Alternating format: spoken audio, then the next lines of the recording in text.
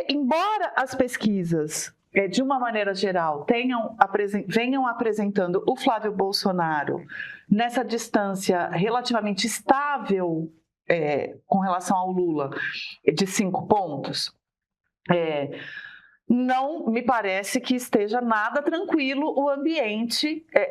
O medo de desgastar e de derreter está tão grande que até um público que sempre nos pareceu desde 2018 mais cativo do bolsonarismo,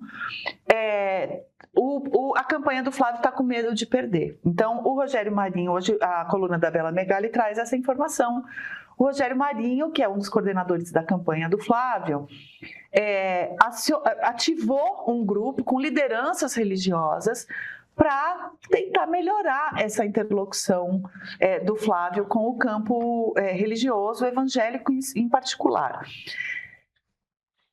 A Michelle e o Flávio, em tese, fizeram as pazes publicamente. Não é assim que eles estejam, que ela esteja super empenhada. Ela mandou um vídeo que foi até bastante protocolar para a convenção, mas eles não estão mais em pé de guerra como já estiveram.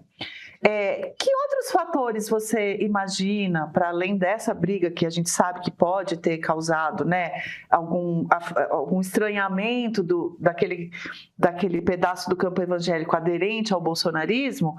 Que outros fatores podem explicar esse distanciamento, na sua opinião? Na minha leitura, eu acho que aconteceu o que aconteceu com o fenômeno que o Pedro estava descrevendo sobre os partidos não estarem tão engajados na campanha do Flávio. Tem que lembrar que a bancada evangélica tem 200 pessoas. Uhum. E a maioria desses estão nos partidos supracitados, né? Estão todos espalhados ali por PL, republicanos, que é o Partido Universal, sempre vale lembrar, e progressistas, União Brasil, enfim, estão espalhados. Claro, creio que em outros partidos também, né? Inclusive alguns de esquerda, mas a maioria está ali nesse campo. Então, na minha visão, tem muito essa estratégia do vamos jogar parado, porque se a gente se abraçar com o Flávio e acontecer como aconteceu no final do governo Bolsonaro, né, muita liderança religiosa sentiu o baque que foi a queda da popularidade do Bolsonaro com a questão da pandemia, né? Então, muitas pessoas que são religiosas, perderam parentes, perderam familiares, criaram um pouco de resistência, uma memória não tão positiva. Então, a minha leitura é que eu acho que, nesse sentido, tem um pedaço das lideranças, sobretudo, que é quem viabiliza alguns desses contatos, de jogar um pouco parado, né? O Silas Malafaia mesmo é um exemplo muito claro disso, né? Que está calado sobre a treta da Michelle com o Flávio. Ele está calado sobre tudo. Ele só fala do Sóstenes. Em termos de política, ele segue batendo no PT, claro, parte do discurso permanente dele. E ele tem a questão que o Sóstenes foi alvo de algumas operações da polícia, na verdade, de fases diferentes da mesma operação da Polícia Federal, por questões se eu não me engano, de desvio de dinheiro de combustível do gabinete, mas eu posso estar enganada, que isso não está tão fresco na minha memória. Mas, enfim, ele foi alvo ele vem sendo alvo de investigações.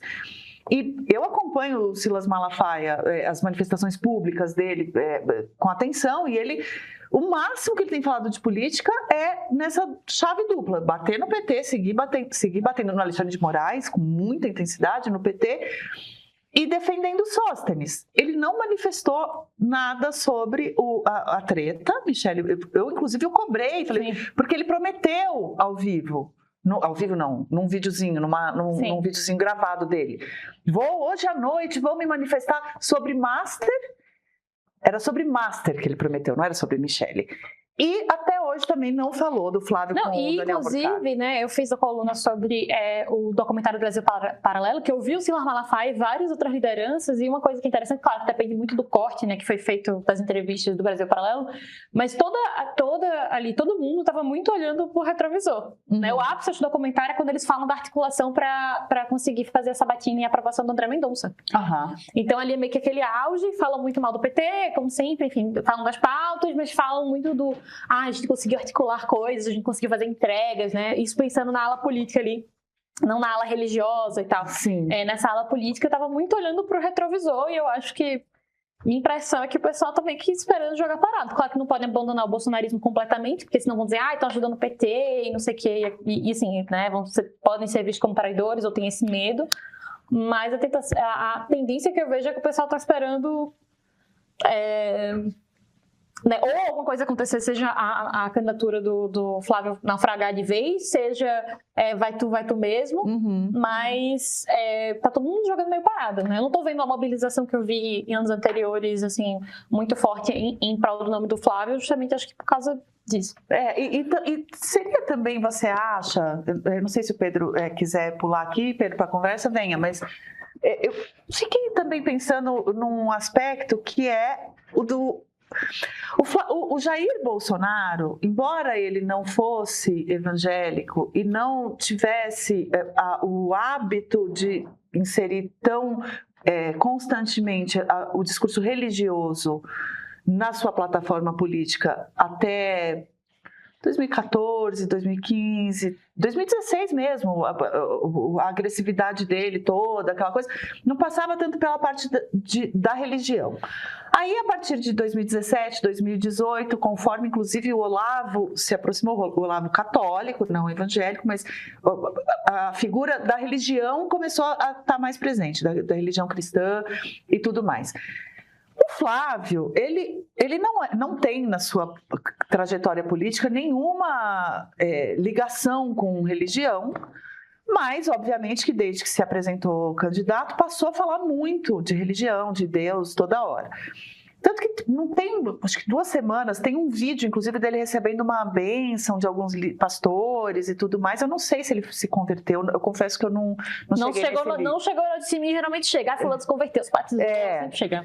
Agora, mas sempre me parece algo bastante fabricado, bastante visivelmente, inclusive para quem tem fé, as pessoas notam as pessoas notam, não é? Exato, notam, mas assim, tem muito a ver também com a confluência de forças e o quanto você consegue ver uma candidatura viável e vitoriosa para barrar o PT.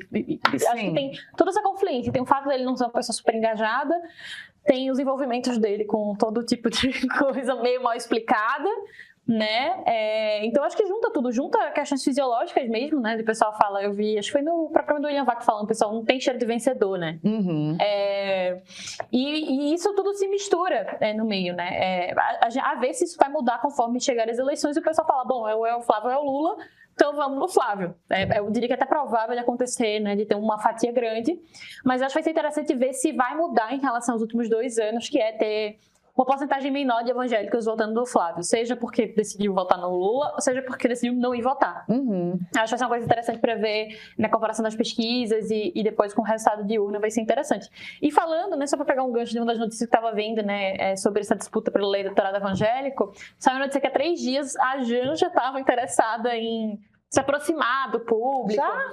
Pois é, né?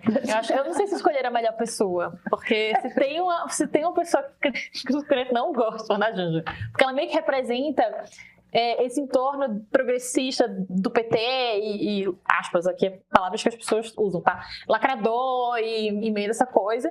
E aí pegaram um vídeo dela chorando, cantando Deus, chorando não, cantando Deus Cuida de Mim, que é aquela música do Kleber Lucas, gravada pelo Caetano, e falando sobre irmãos e irmãs e uma mudança de linguagem. Mas eu não acho que, por exemplo, eu acho até que é melhor. Tem tentativas que eu acho que é melhor tentar não fazer de aproximação, porque realmente parece meio falso. 3 coisas que separam quem só assiste essa eleição de quem realmente acompanha ela.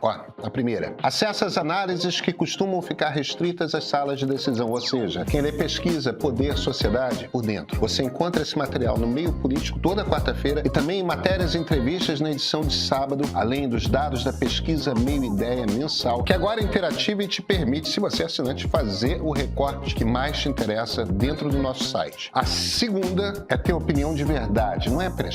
É a diferença entre repetir o que ouviu e entender por que aquilo aconteceu. O tipo de leitura que te deixa seguro numa roda de conversa, traz repertório e não te deixa cair no argumento pronto. E agora, a terceira, a mais difícil. Atravessar essa eleição sem virar refém de bolha, militância, cinismo. Discordar faz parte, mas sem transformar isso em guerra. É isso que o Meio Premium sustenta todo mês, com um catálogo de produções originais no nosso streaming. Com a eleição chegando, não é só que você vai ficar mais por dentro, é que em nenhum outro lugar você vai entender melhor o movimento político dos próximos meses. Só R$15 por mês. Assina o Meio Premium.